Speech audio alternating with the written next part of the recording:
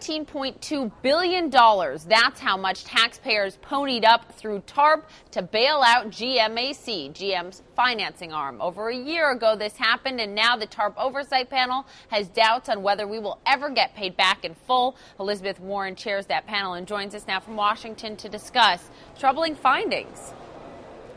Yes, it is.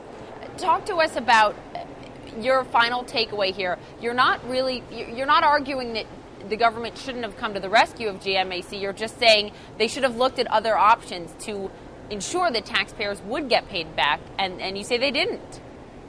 That's right. So when the government made the decision that they were going to bail out the auto companies, it took about a blink to figure out that you're going to have to do something about GMAC, because if there's no financing for the auto dealerships and no financing for people to buy cars, then there's no such thing as bailing out the auto companies. The problem occurs with how they bailed out GMAC.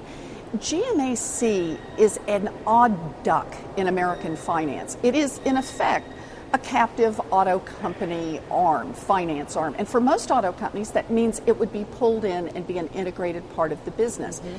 But GMAC is separate, and it has grown this whole other business of home mortgages and insurance and so on. The problem is that other business, the home mortgage part in particular, is losing money hand over fist. So trying to stabilize GMAC in order to have it serve GM has ended up meaning trying to pump a bunch of money into something that doesn't seem to have a business plan. Well, it's ResCap, which is the mortgage arm that you're talking about here, that had mounting problems quarter after quarter after quarter of multi-billion-dollar losses. What are the prospects now in terms of recovery there? Because you still have this very troublesome part of GMAC, but yet GMAC's salvation, as you put it in the report, was the automakers and the fact that they were rescued. That's right. And remember, the ResCap portion, $4 out of $5 lost by GMAC last year was over in that portion, had nothing to do with auto finance, which actually seems to be mildly profitable.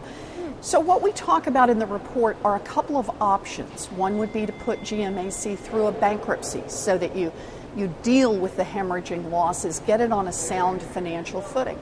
Another would be to think about breaking it apart, separate the two parts again, and even possibly to merge the auto finance part of GMAC back into GM.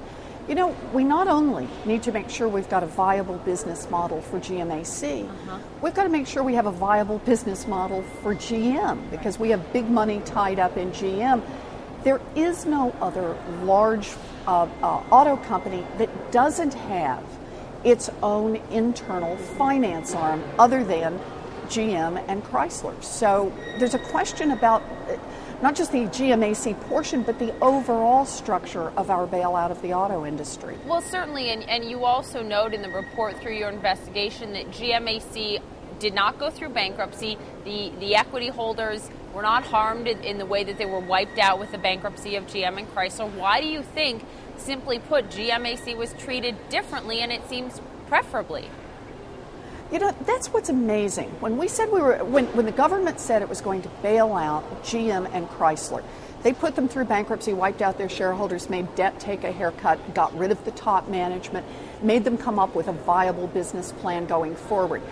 They said we have to save GMAC because it is part of the auto industry. They actually finance saving them under the auto industry bailout dollars, not through the bank dollars. And yet they got the kid glove treatment that the banks have gotten all along. Here's the money, take it.